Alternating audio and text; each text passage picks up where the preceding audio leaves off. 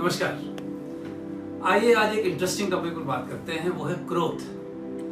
क्रोध एक ऐसी चीज है जिससे हम सब प्रभावित होते हैं। अब हम सबको क्रोध आता है, आना चाहिए नहीं आना चाहिए, मैं इसकी मोरल साइंस में नहीं जाना चाहता, लेकिन क्रोध हमको आता है। क्रोध एक 6 महीने का बच्चा भी करता है और ऋषि दुर्वासा भी करते थे। ओके, लेकिन क्रोध क्या हमें करना चाहिए या नहीं करना चाहिए, इस पर बात की जा सकती है। मुझे ज्यादा जानकारी तो नहीं है क्योंकि मुझे भी बहुत क्रोध आता है, लेकिन क्रोध करना चाहिए तो कब करना चाहिए, किस पे करना चाहिए और किस तरह से करना चाहिए, इस पर चिंतन करना जरा जरूरी है। क्योंकि अक्सर लोगों से गलती क्या होती है कि क्रोध भी करते हैं और अपना ही नुकसान करा के आ जाते हैं। तो मेरा व्यवहारिक तौर पर आपसे ये कहना है कि आप क्रोध को अपने अंदर दबाइए मत, छुपाइए मत, क्योंकि क्रोध को अपने अंदर दबाने से आपके शरीर में कई तरह के रोग उत्पन्न हो सकते हैं। तो क्रोध को सप्रेस नहीं करना है, क्रोध को एक्सप्रेस करना है, क्रोध को एक्सप्लेन करना है, लेकिन इस तरीके से करना है कि कम से कम अपना नुकसान ना कर लें। ओके, लेकिन मेरा कहने का मतलब ये नहीं है कि आप लोग अब दूसरों का नुकसान करने के बारे में सोचें, लेकिन मैं ये कह रहा हूं कि कम से कम अपना नुकसान तो ना करें।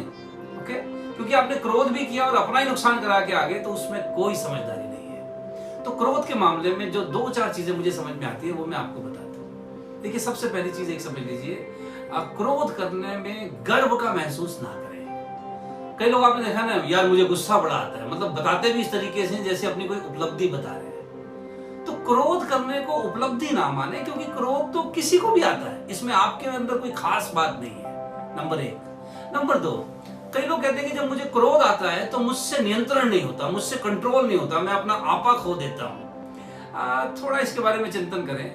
यदि आपकी गाड़ी एक सपोज रेड लाइट पर खड़ी है और पीछे से किसी गाड़ी ने आकर गलती से आपकी डिग्गी को नुकसान कर दिया है, तो आपको क्रोध तो आएगा, और अब आप क्रोध में गाड़ी से बाहर भी निकलेंगे, आप कुछ कहना चाहते होंगे, कुछ करना चाहते होंगे। लेकिन अगर वो गाड़ी कमिश्नर ऑफ पुलिस की है और कमिश्नर साहब गाड़ी में बैठे हैं, तो क्या आप उसी तरीके से क्रोध करेंगे जिस तरीके से आप सोच के आए थे? बिल्कुल नहीं, राइट? तो इसका मतलब क्या है, आपके पास क्रोध को नियंत्रण करने की चाबी तो है। कई बार आप इस चाबी का इस्तेमाल करते हैं और कई बार नहीं करते हैं। कब नहीं करते हैं? जब सामने वाले को हम अपने से थोड़ा कमजोर समझते हैं, जिसको हमें लगता है कि हाँ इसको तो हैंडल किया जा सकता है, तो वहां हम अपने क्रोध के नियंत्रण का स्विच इस्तेमाल नहीं करते।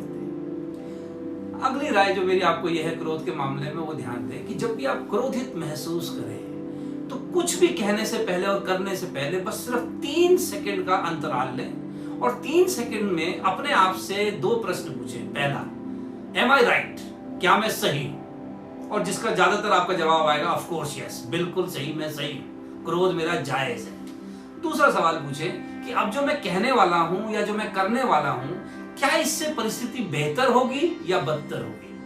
अगर आपका जवाब आता है कि नहीं, इससे परिस्थिति बेहतर होगी, तो अब आपको दिल में जो आता है आपको करके देख लीजिए, चांसेस ये हैं कि ये क्रोध आपका नुकसान नहीं करेगा।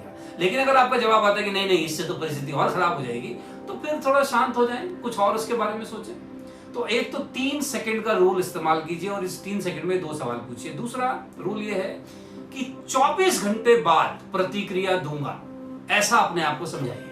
जब आप बहुत क्रोधित हो रहे हैं किसी व्यक्ति या परिस्थिति पे, तो अपने आप को समझाइए कि मैं इसका जवाब 24 घंटे के बाद दूंगा। 24 घंटे के बाद क्यों दूंगा?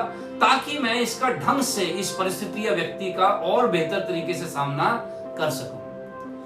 अब 2 बातें होंगी। अगर आपने 24 घंटे का अंतराल अपने आप को दिया, या तो 24 घंटे बाद अब आप उस व्यक्ति पर उतना क्रोध और उस तरीके की प्रतिक्रिया नहीं करेंगे जो आप 24 घंटे पहले करते, या अब आप अगर करेंगे तो अब आपके नुकसान होने की संभावना बहुत कम है। तो इसका ध्यान रखें, और अगर आप इन सब चीजों का पालन करते हैं तो मेरा ये मानना है कि धीरे धीरे जब आपकी जागृति अपने व्यवहार के बारे में बढ़ जाएगी, तो आप भी क्रोध के बारे में और सतर्क रहने लगेंगे तथा आपका नियंत्रण और बढ़ता जाएगा। इसके बारे में सोचिए।